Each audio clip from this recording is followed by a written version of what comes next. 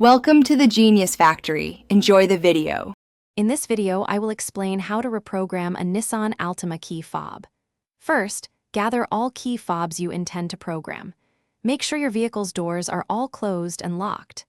Next, insert and remove your key from the ignition cylinder 6 times within a 10-second period.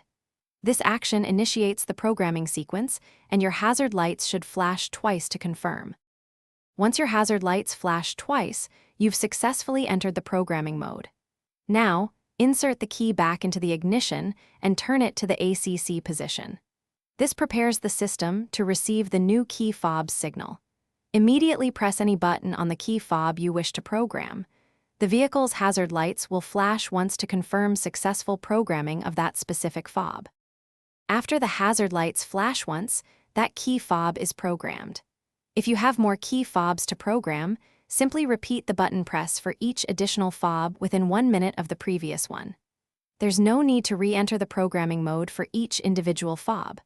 Once all fobs are programmed, remove the key from the ignition to exit the programming sequence. To finalize the process, unlock and open the driver's door. This action completely exits the programming sequence and saves all your new key fob settings. Now, take a moment to test each of your newly programmed key fobs to ensure they lock, unlock, and operate as expected. If any fob isn't working, you might need to repeat the process. Also, remember to check the description below for a link to some great deals, including those fantastic darn tough socks. Thanks for watching. If you found this helpful, don't forget to like and subscribe.